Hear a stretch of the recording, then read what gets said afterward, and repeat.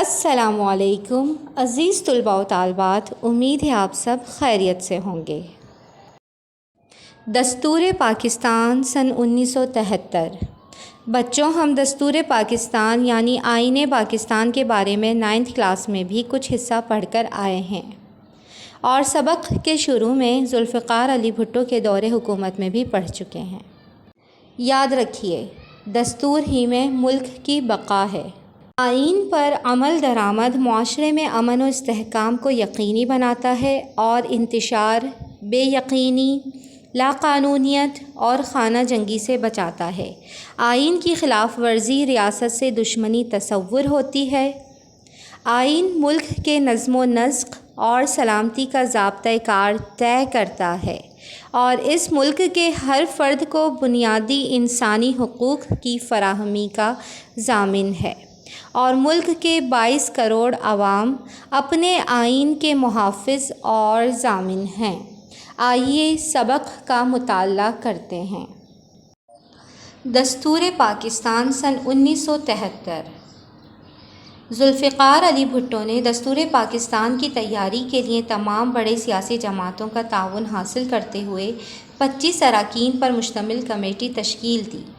اس committee نے دستور کی تیاری کے عمل کو آگے بڑھایا۔ دستور کی تیاری میں خصوصی طور پر حزب اختلاف یعنی کہ اپوزیشن کی سوچ اور تجاویز کو جگہ دی گئی۔ دستوری کمیٹی یعنی کہ آئین پاکستان کو ترتیب دینے والی کمیٹی کی رپورٹ پر اسمبلی میں بحث و مباحثہ ہوا، جس کی روشنی میں چند مزید تجاویز شامل کی گئیں۔ اس طرح دستور سازی کا کام مکمل ہوا۔ 14 اگست 1973 سے اسے باقاعدہ طور پر نافذ کر دیا گیا۔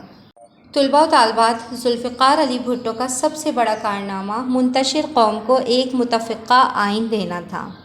دستور پاکستان ان کے ہی دور حکومت میں نافذ ہوا تھا اور آج تک یہی آئین نافذ ہے۔ 25 اراکین جو کمیٹی میں شامل تھے وہ تمام سیاسی پارٹیوں سے منتخب کیے گئے تھے۔ اہم نکات: دستور پاکستان سن 1973 کے چند اہم نکات درج ذیل ہیں۔ دستور اسلامی نوعیت کا ہے۔ کوئی قانون اسلامی اصولوں کے خلاف نہیں بنایا جا سکتا۔ آپ جانتے ہیں پاکستان اسلامی جمہوریہ پاکستان ہے۔ اسلام پاکستان کا سرکاری مذہب ہے۔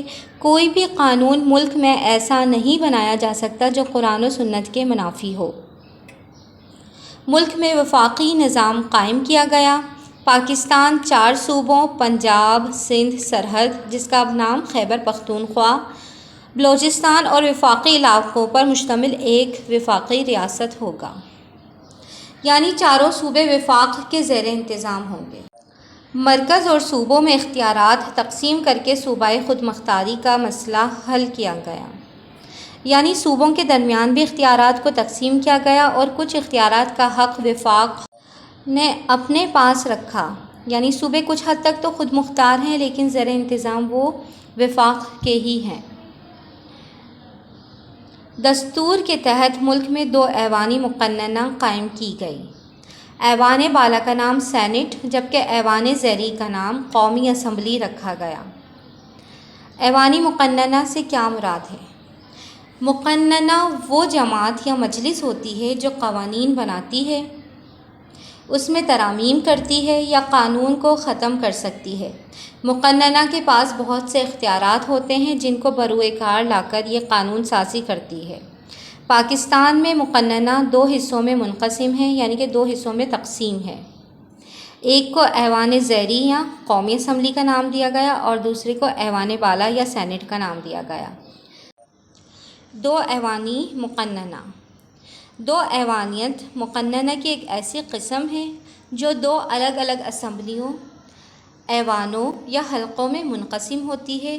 2 ایوانیت یک ایوانیت سے مختلف ہوتی ہے جس میں تمام اراکین غور و فکر کر کے یک جماعت ہو کر ووٹ ڈالتے ہیں، یعنی کہ ایوان زیریں اور ایوان بالا کے اراکین ایک ساتھ غور و فکر کر کے ووٹ ڈالتے ہیں۔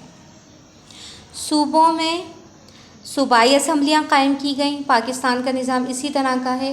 چاروں صوبوں میں الگ صوبائی اسمبلیاں قائم ہیں اور وفاق میں قومی اسمبلی قائم کی گئی ہے۔ دستور کے تحت آزاد اور خود مختار عدلیہ قائم کی گئی۔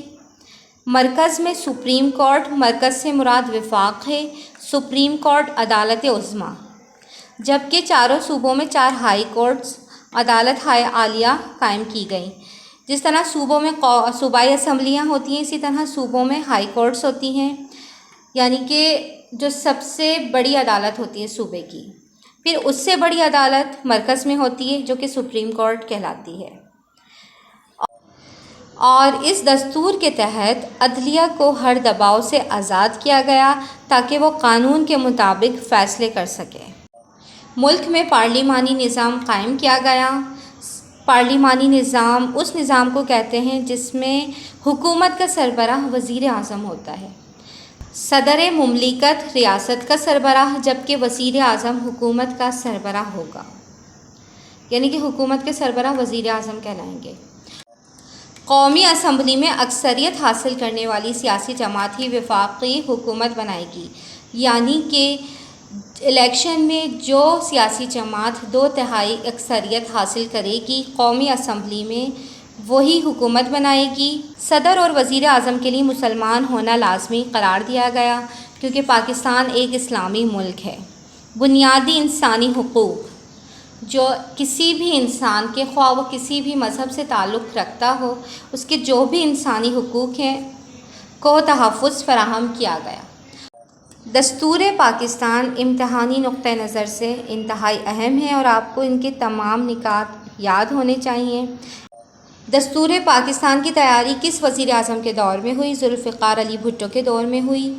اس تشکیل دی جانے والی کمیٹی میں کتنے اراکین شامل تھے؟ 25 اراکین شامل تھے۔ اور یہ کب نفاذ ہوا اس کا؟ تو 14 اگست 1973 کو اس کو باقاعدہ طور پر نافذ کر دیا گیا۔ اس کے علاوہ یہ 10 نکات آپ کو پورے یاد ہونے چاہیے، اور یہ سوال تفصیلی سوالات میں بھی آتا ہے کہ دستور پاکستان 1973 کے اہم نکات درج کیجیے یا تحریر کیجیے۔ تو اس لحاظ سے آپ کو یہ پورا دستور پاکستان کا ٹاپک اچھی طرح سے یاد ہونا چاہیے۔ کل نئے لیکچر کے ساتھ دوبارہ حاضر ہوں گے۔ جب تک کے لیے اللہ حافظ۔